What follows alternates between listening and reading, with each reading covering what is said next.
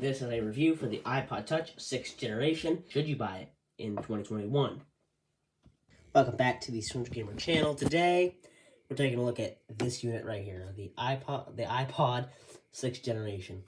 This is an old iPod that I thought I should review. So, yeah, we're taking a look at this unit right here.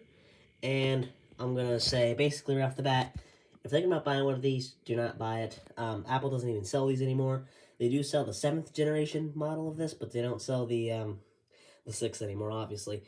And I'll get into more reasons why you should not buy this. But if you're looking for a straight answer, do not buy this unit. Alright, let's talk the processor in this iPod. It has an Apple A8 chip, which is pretty old. It's the iPhone 6 processor, just for short. And fairly old, and the processor has been downclocked to a lower clock speed, so you're not getting as much power out of the chip as you could, I guess, just to save on battery life, which is a huge problem with this iPod. I'll get to that in a minute. It has 1 gig of RAM, which by today's standards is horrible. You can't really run much on 1 gig of RAM, which is why it's stuck on iOS 12 and it can't go up to iOS 13 anymore.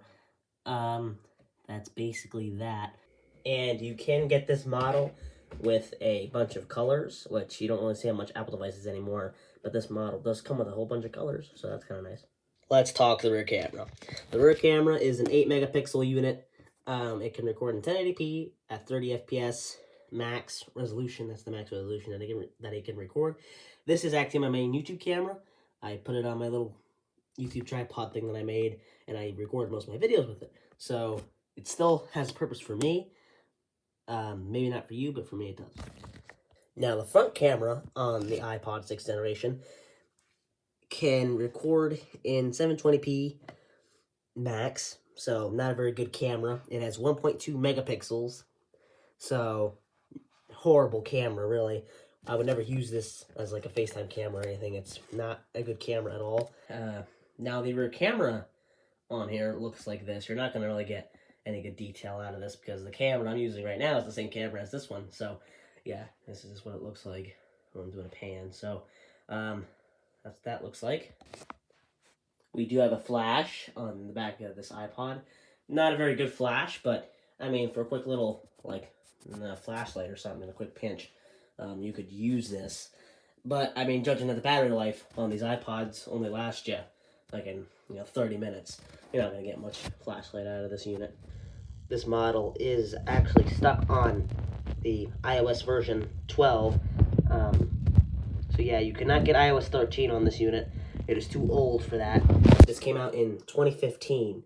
So most Apple devices from 2015 no longer get updates, except like the iMacs and stuff, but this no longer gets updates. It is stuck on iOS 12. And probably like another year from now, some apps will not be supported anymore, and this thing will just kind of become, a junk drawer collection, really. It won't be used for anything. I'm putting it to good use as a camera, but once I retire my iPhone 7, that's going to become my camera, and then this is going to go in the junk drawer, so that's the last time you guys will be seeing this thing.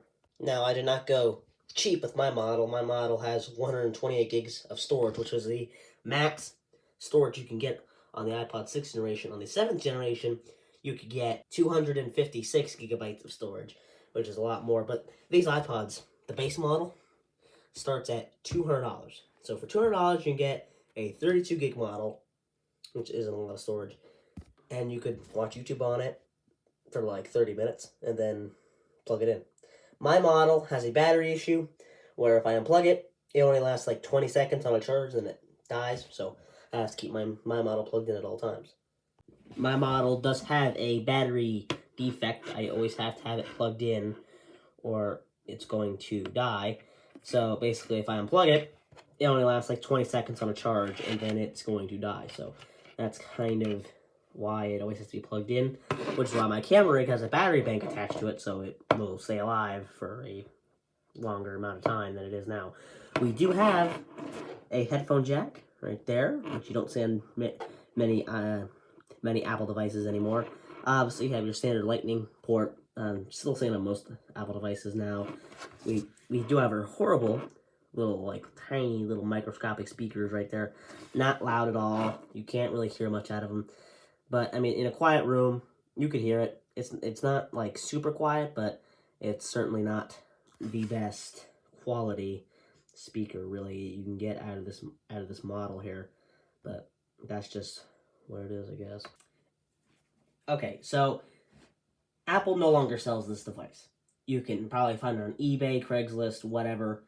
You could probably find it on there, but would I recommend buying it? No, I would not recommend buying it. I don't really know what the prices are running on there, but probably for the model I have here with 128 gigs, you're probably going to spend like $150 on it. Probably for like a base model, 16 gig model, probably $50-40. You know, not a lot. And that's probably in good condition. Every model has a battery problem. Well, every old iPod has a battery problem. Maybe not yours, but mine and most other ones do. The battery is just absurd. You can barely get any time out of it before it dies because it's so small. It only has a 4-inch screen, which you don't see really at all on most modern smartphones nowadays. So that's my verdict. You should not buy this device in 2021. But if you already have a device like me, I really don't know what you could use it for. I'm using it as my camera. If you're doing YouTube like me, you could use this as your camera.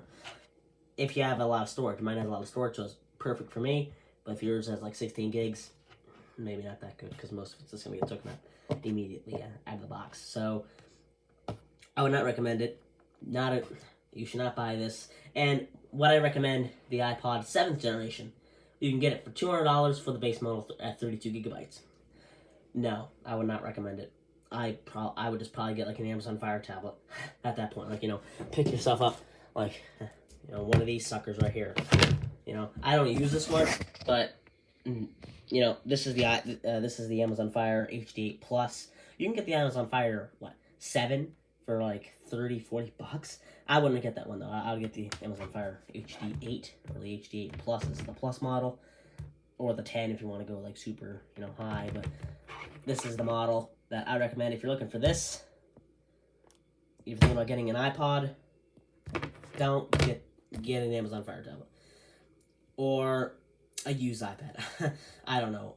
It's kind of hard to think, but if you are specifically looking for a small device, I guess this is it.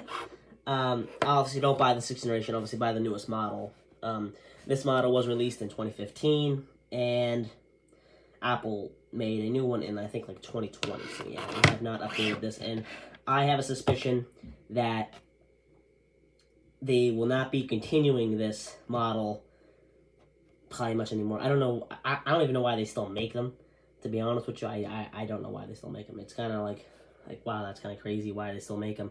Because I'm assuming sales are not very high with these models.